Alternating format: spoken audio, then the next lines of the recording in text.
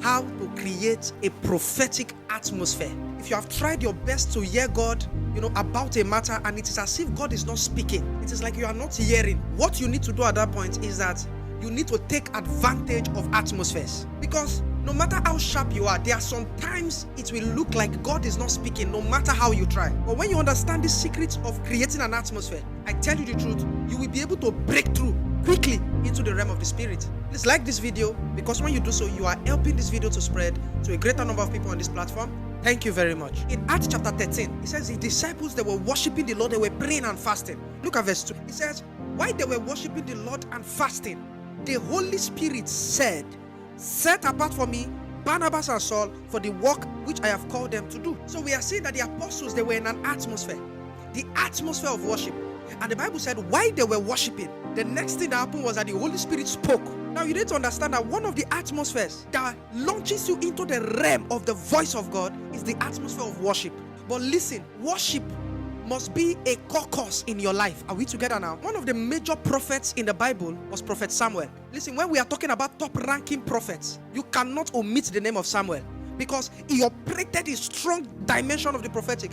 The Bible speaking in 1 Samuel chapter 3, it says Samuel was a prophet that none of his words ever fell to the ground. So when I started studying the life of Samuel, I saw that Samuel was a man that understood the atmosphere of worship, to the point that when people come close to the atmosphere of Samuel, these people, they begin to prophesy, even if they were not prophets. This was how strong the atmosphere of Samuel was. You need to understand that when you make worship your atmosphere, when you give yourself to worship, you are creating a glory hub around you, that even when people come around you, they can practically feel the tangibility of God's presence. Are we together?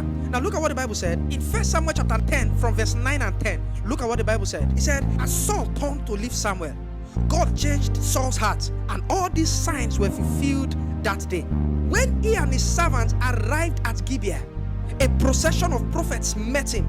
The Spirit of the Lord came powerfully upon him, and he joined them in prophesying. Are you seeing? Now these prophets were the company of prophets that Samuel had been training. There was no impartation. The prophets did not impart Saul or anything, but coming in their atmosphere, Saul started prophesying. These people were carried a strong weight. This was something about Samuel. Samuel was a weighty prophet, a prophet. I call them the carriers. A prophet that carried the tangibility of the presence of God. No wonder he was weighty. No wonder he was that strong. Because I believe that Samuel was not just operating by the gifting of the prophet. Samuel was also operating by the dimension of God's presence. Samuel was a prophet that understood priesthood, that understood fellowship, the presence of God. That was why his prophetic grace came with so much power and tangibility of God's glory. Something like this happened again in 1 Samuel chapter 19. If you read verse 23, he said, so Saul went to Naioth at Ramah. He says, but the Spirit of the Lord came even upon him as he walked along, prophesying until he came to Naioth. Are you seeing what the Bible is saying? This was Saul going to Samuel. He had not even gotten to the location of Samuel, but the Bible said on the way, the Spirit of the Lord came upon him, and he started prophesying as he was walking. What kind of weight, what kind of atmosphere was upon Samuel, my God? Somebody's coming to visit me now, and maybe the person gets to my junction, and the person just came under the power of God and started prophesying. Come on, that is weight, that is glory. It's not common everywhere. Look at verse 24. He said, and Saul, he said, he skipped off his garments, and he too prophesied in Samuel's presence. He lay naked all day and night.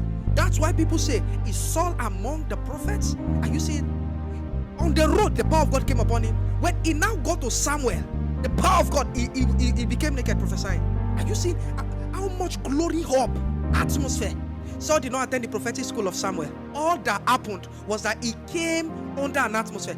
Believers, you need to understand this. If you learn how to create atmospheres, you will save yourself a lot of stress. I remember one day I was going for a ministration. I remember throughout the journey, I was on earpiece, soaking in the presence in the car. I was just there. The power of God was all over me. Listen, when I went to that meeting, the dimension of the prophetic I saw, it was so strong that I knew that this could just be the Spirit of the Lord superimposing. And the Lord started reminding me on how I've stayed under the atmosphere of worship throughout the day. Are we together now? It's called the atmosphere of worship. How did I know that it was the atmosphere of worship following Samuel? When we look at the sons of the prophets of Samuel, we saw that characteristics in them. Look at what the Bible said in 1 Samuel chapter 10 verse 5. Prophet Samuel was giving Saul a prophetic instruction. Look at what he told him.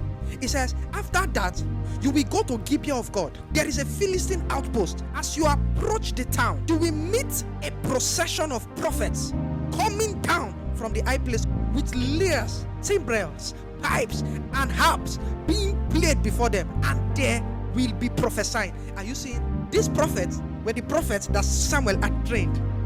Now he told Saul, when you meet them, you will see them with musical instruments, and when you see them, you will notice that they will be prophesying. So of course, when you look at the students of a man, you can now tell what that man usually does, because a man can only impact what he does. If the sons or the students of Samuel were operating with musical instruments and prophesying, then it means that that was the code of Samuel. Are we together now? Give yourself to worship. Spend time in the atmosphere of worship. If you are comfortable with it, get a speaker around you that plays worship 24 hours. It may not be a loud worship, just keep it calm in your atmosphere. Sometimes you are doing your daily activities, and by the worship, you begin to feel the power of God phasing through your being. You see, these atmospheres, that when you stay still to hear God, it will be easy to tune in into the frequency of God. Are we together? Many forensic prophets in our generation doing well in the prophetic ministry, you discover that they don't joke with their choristers. They don't joke with their music team. Have you discovered that? They know what they are doing. It is that they are creating atmospheres. You can be very tired walking to a meeting. If you meet the right atmosphere, you will do well. Is somebody getting what I'm saying? Elijah understood this also.